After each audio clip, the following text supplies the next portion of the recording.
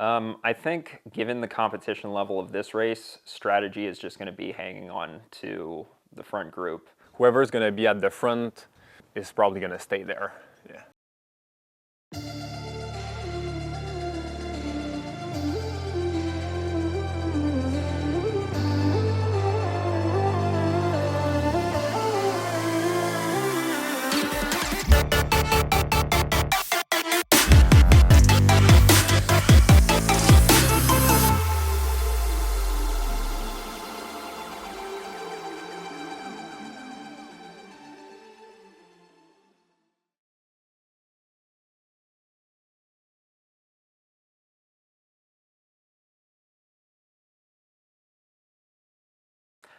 I'm Dylan Johnson, and I race for Felt Un1td, and I'm from Brevard, North Carolina. My name is Adam. I'm a professional racer for Felt Un1td, and I'm from Quebec, Canada. We are at Sea Otter, and we're here for the gravel race this year, which is a switch up to years past. Usually Lifetime Grand Prix does the mountain bike race, but this year they're doing the gravel race, and I'm very interested to see how it goes. I've just pre-ridden the course. So it's a 140K gravel race, so that's approximately 80 miles. A lot of climbing, just over 3,000 meters of elevation gain. There's a lot of climbing on course. There's a lot of narrow roads. There's a single track section. I kind of have a feeling that it'll play out like the mountain bike race usually does, with selections happening very early. But I don't know, I could be wrong. It could be more tactical. We'll just have to see when the race starts. Super twisty, super dynamic course, very slippery, very beautiful, and yeah, it promises to be a very exciting race. Leading into the race, I'm not a fan of the big festival, if I'm being honest. It's just more stress that I don't need. After the race, I love it. I love interacting with the fans. I love seeing the booths. I love interacting with the sponsors, going to dinners. I like all of that. It's just leading into the race that I don't need more things to do. And that's why I'm actually very happy that the gravel race is the first event happening this year. So it's happening on Thursday, and then we got the rest of the time to just enjoy.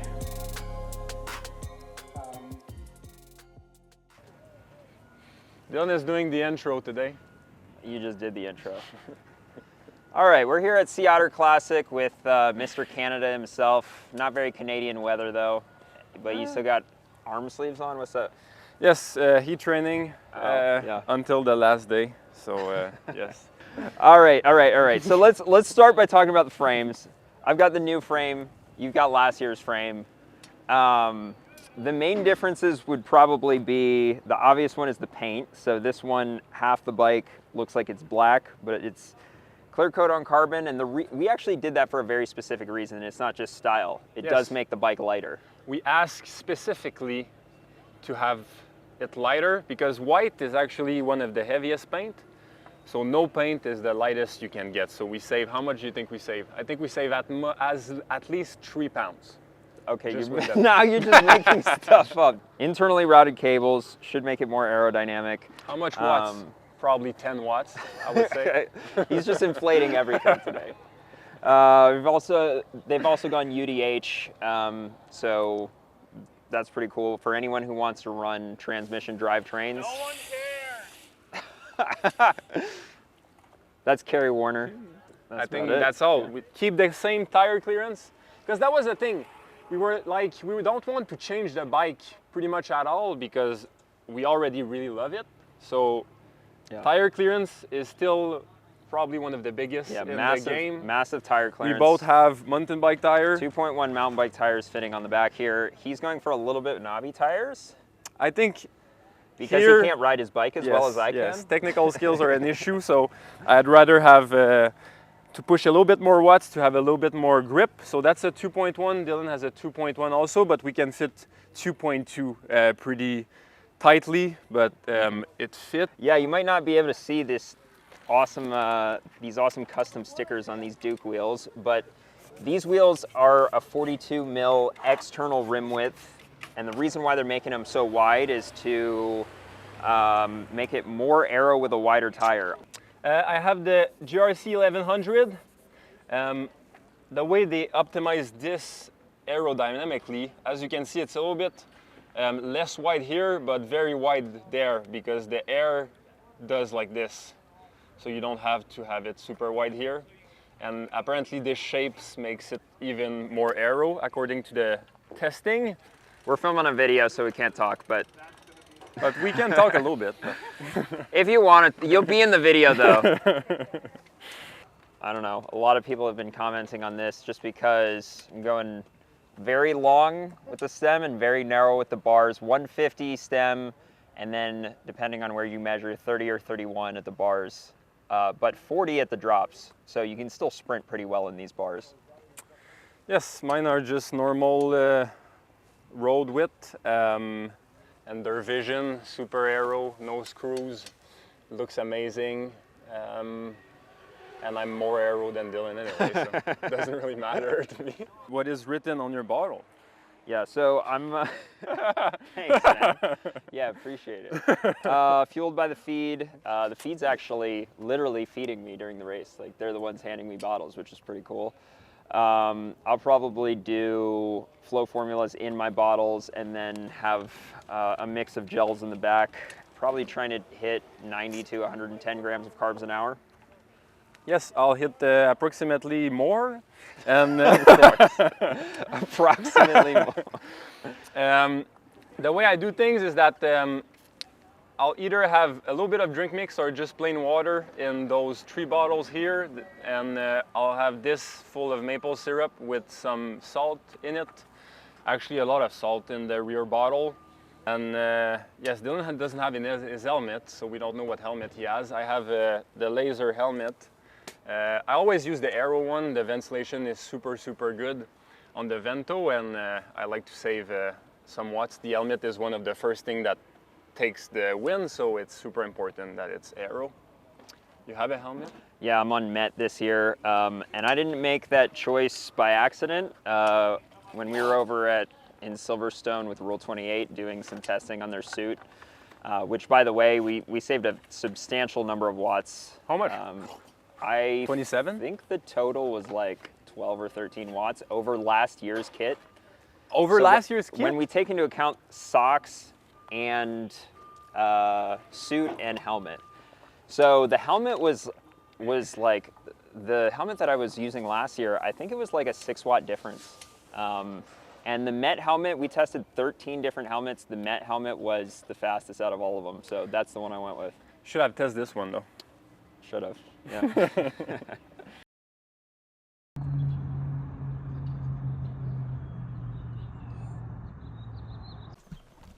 Oh! You're not allowed in here. Top secret. Welcome. I'm feeling pretty good about this race. It's hard to say whether or not the course suits me because I haven't raced it before, but I will say that my form leading into this race seems like it's pretty good. My power numbers have been honestly off the charts this year. I mean, relatively off the charts. When you know, you've been racing as long as I have, gains come harder and harder to get. So, but this year, for whatever reason, I've had some really good early season power numbers. There hasn't been a whole lot of racing to really see where my form is because we were at Mid-South and Mid-South got canceled due to fires, unfortunately. But I have a lot of confidence going into this race, and I think the training has gone great. I haven't really been sick or injured or overtrained, which is honestly, you know, I don't know any winter where I haven't had one of those 3 happen. So yeah, a lot of confidence going into this race.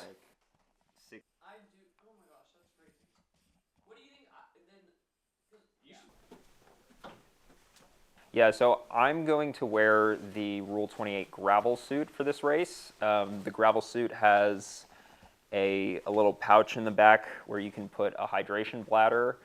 Yeah, so there have been some improvements to the gravel suit this year, mainly with fabric changes. We went to the wind tunnel and tested it, and the new gravel suit for 2025 is faster than the 2024 suit just because of the fabric changes. I think the way the course is designed, There's a very sketchy long downhill right at the start, so everybody's thinking the same thing. You'll have to be close to the front in that descent because right there you can pretty much lose the front group and it's going to be way harder to race from the back. So the biggest thing that scares me about this race is that first descent, which is on gravel. And the reason why it scares me is not because I'm worried about my own descending ability, but I know that the pack is still going to be big at that point. I mean, all we will have done is go up a 2-minute climb. I don't think it's going to be a very strategic race. I think it's going to be raced a little bit like a mountain bike race. So my guess is that the first lap is going to be all out and it's going to split into small groups. And then everybody's going to work with whoever they're with to try to finish as fast as possible. I don't think there's going to be like a breakaway or something like that. I think that the course is too technical and too twisty and too challenging for that. I think it's going to be raced from the front. Whoever's going to be at the front at the start is probably going to stay there. Yeah.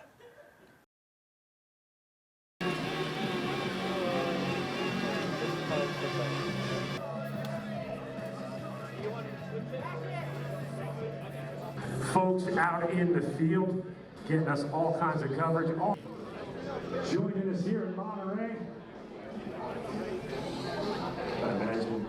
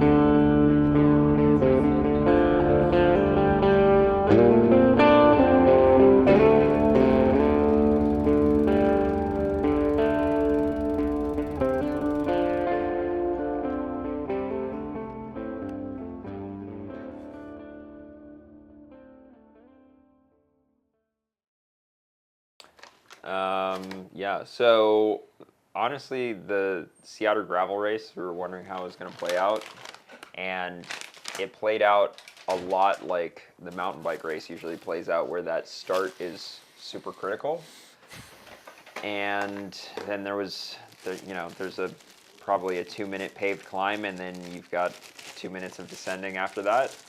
and More than 2. 2 or 3. I don't know how many minutes. It's like 5. 5 minutes? Okay. Mm-hmm. Yeah, I lost track of time out there. And then when you get to the bottom of that, it's kind of like whatever group you're in, that's probably the group that you're going to be in for the rest of the day. It's very hard to move up after that. Adam cramped on the last climb and I passed him. Yeah. I got passed not by Dylan, by like approximately 25 people. Really? Yeah. Jeez, man.